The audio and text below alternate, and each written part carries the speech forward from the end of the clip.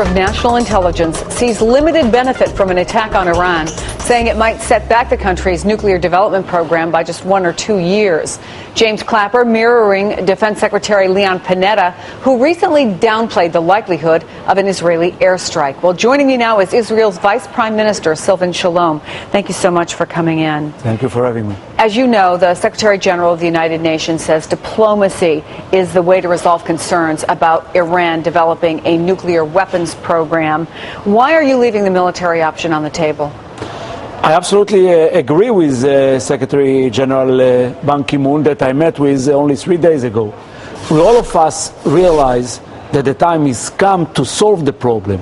Unfortunately, the Security Council cannot do it because Russia and China don't want to impose real sanctions on Iran in order to stop them. And why no one can stop them, everything should be put on the table. We need to understand it's not Israel-Iran conflict like it's written here. It's conflict that belongs to all of us. For many, many years, most of the world believed that terrorism in Iran are Israel's problem only. After the terrorist attack that was carried out here in New York, other terrorist attacks that were carried out in Madrid, in Beslan, in Russia, the world is much more determined, combat terrorism, and the outcome is very positive. About Iran is the same. Only recently, in 2007, the Americans said that the Iranians abandoned their military program, and now they realize that they were wrong. Now they realize that the Iranians continue to develop nuclear bomb, and more than that, they are developing new missiles with much longer range that will put within that range London, Paris, Berlin, Rome, and even New York. But let me be specific about what James Clapper had to say. He says the U.S. intelligence community believes Iran's leaders have not decided to build nuclear weapons, but are pursuing technology that would allow them to do so. From your perspective, well, first of all, is he wrong about that? And if not, what's the line? Where does it cross over from being a nuclear development program aimed at civilian purposes and a weaponized program? I think now it's out of the question. Everyone now knows, most of the world, if not all the world, knows that the Iranians are trying to develop a nuclear bomb. It's out of the question. They know it, they have all the proofs, they got it from us and they got it by themselves. Everyone knows, on the security intelligences of the West world, knows very well the Iranians are developing a nuclear bomb, and they should be stopped. It can't be that lunatics like the regime there in Iran will hold a nuclear bomb. Well, let me talk about what is happening, because a team from the International Atomic Energy Agency is set to meet with Iranian officials in Tehran next week, and President Ahmadinejad did signal earlier this week that he's open to talks about the nuclear program, and you're already kind of smiling about that. Because they are trying to buy time now for more than a decade.